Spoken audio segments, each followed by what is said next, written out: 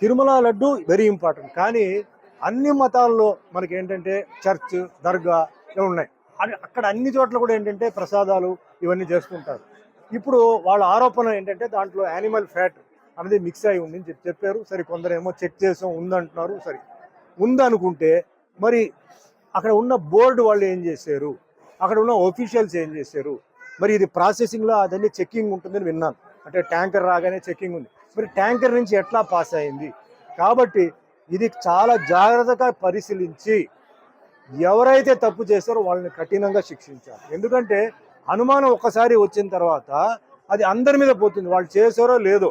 ఒక ఆఫీస్లో ఒకటి తప్పు చేస్తే అందరికీ చెడ్డ పేరు వస్తుంది. అది తప్పదు, అది జరగకూడదు. ముఖ్యంగా ఏంటంటే ఇలాంటి భక్తి విషయంలో, దేవుడి విషయం ఏదైనా సరే, నేను చెప్పేది ముస్లిం అయినా, క్రిస్టియన్ అయినా, జైన్ అయినా, ఏదైనా దేవుడు ప్రసాదం వచ్చి అలా చేయడం చాలా మహాపాపం.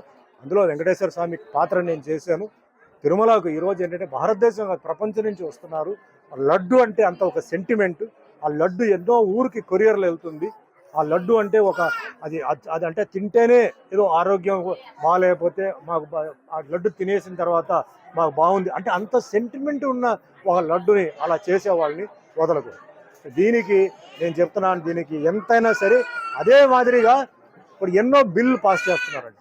పార్లమెంట్లో ఎన్నో బిల్లు పాస్ చేస్తున్నారు. నేనేం చెప్తానంటే మన భారతదేశంలో ఎన్నో మతాలు ఉన్నాయి. అంటే Hindu, Muslim, Christian, Sikh, Parsi, Jain, Buddhist ఉంది. మరి ఈ మతాలని ఈ విధంగా అన్యాయం చేయకుండా కాపాడడానికి ఒక బిల్లు పాస్ చేయండి. ఇలాంటి విషయాలు ఎవడైతే తప్పు చేసాడో వేయండి లోపల 2 సంవత్సరాలకి. అది ఎంతోమంది మనోభావాన్ని అది ఇబ్బంది పెడుతుంది, కష్టపడుతుంది. ఎంతో భక్తితో వాళ్ళు ఆ దేవుడి దగ్గర వచ్చి వాళ్ళు ప్రార్థన చేసి ఒక నమ్మకంతో వాళ్ళు ఆ ప్రసాదం తీసుకున్నప్పుడు ఇలా విన్నారంటే అది ఎంత పెద్ద తప్పండి, పెద్ద నేరం. అది టెర్రరిస్ట్ కన్నా చాలా పెద్ద తప్పు అది. కాబట్టి ఇది కఠినంగా ఇది చేయాలి, కానీ జాగ్రత్తగా చేయాలి. ఎవరు తప్పు చేశారో వాళ్ళని పట్టుకోవాలి. దీంతో పాటు ఎవరు దాంట్లో కూడా ఉన్నారో వాళ్ళని కూడా వదలకుండా ఎందుకంటే ఒక టీటీడీ బోర్డు ఉంది, ఆఫీషియల్స్ ఉన్నారు, చెకింగ్ ఇన్స్పెక్టర్ ఉన్నారు. ఇంత ఉన్నప్పుడు ఎలా జరిగింది?